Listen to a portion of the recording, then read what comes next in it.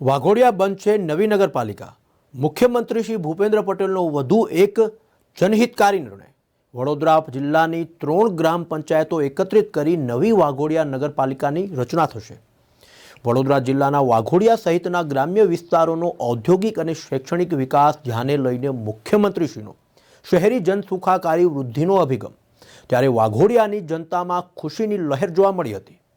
વાઘોડિયામાં ફટાકડાની આતશબાજી સાથે ખુશી મનાવી છે। ત્યારે મુખ્યમંત્રી ભૂપેન્દ્ર પટેલે વડોદરા જિલ્લાના વાઘોડિયાની નવી નગરપાલિકા બનાવવાની મંજૂરી આપવાનો મહત્વપૂર્ણ નિર્ણય કર્યો છે।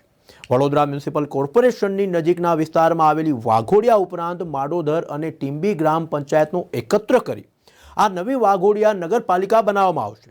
વાઘોડિયા, માડોદર અને ટીંબી ગ્રામ પંચાયતો વડોદરા નગરપાલિકાના વિકસિત ગણાતા વાઘોડિયા રોડથી નજીકની ગ્રામ પંચાયતો છે। એટલું જ નહીં, આ ગ્રામ પંચાયતો વિસ્તારમાં મોટા ઉદ્યોગો, જીઆઈડીસી અને શૈક્ષણિક સંસ્થાઓ પણ આવેલી છે। મુખ્યમંત્રી શ્રી ભૂપેન્દ્ર પટેલે વિકાસની આ ગતિને ધ્યાને લઈને શહેરી વિકાસ વિભાગ દ્વારા વાઘોડિયાને નગરપાલિકા બનાવવા કરેલી દરખાસ્તને અનુમોદન આપ્યું છે।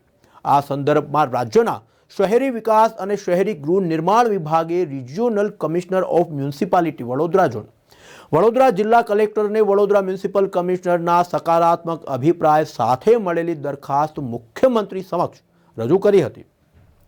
મુખ્યમંત્રી શ્રી ભૂપેન્દ્ર પટેલે વાઘોડિયાને નવી નગરપાલિકા બનાવવાની દરખાસ્ત મંજૂર કરતા હવે આ વિસ્તારને શહેરી સુખાકારી સુવિધાના વ્યાપક લાભ મળશે અને ઇઝ ઓફ લિવિંગમાં પણ વૃદ્ધિ થશે। દિવસ વાઘોડિયાની જનતા માટે ખૂબ જ મહત્ત્વનો દિવસ છે। કેટલા ઘણા સમયથી વાઘોડિયા પંચાયતને નગરપાલિકા બનાવવા માટે ખૂબ જ પ્રયત્નો કરવામાં આવેલા હતા અને આજે એ પ્રયત્નને ભૂપેન્દ્રભાઈ આજે ગુજરાતના મુખ્યમંત્રી દ્વારા એને પાર પાડવામાં આવ્યું છે।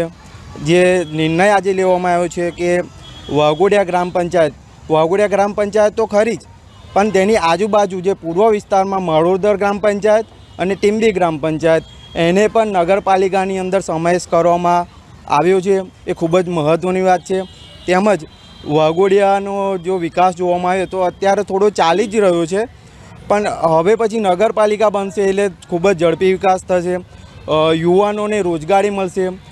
શૈક્ષણિક ક્ષેત્રની અંદર ઇંગ્લિશ મીડિયમ છે, ગુજરાતી મીડિયમ છે, એટલે લોકોને શિક્ષણમાં વધારો થશે, બાળકોને સારું શિક્ષણ મળશે।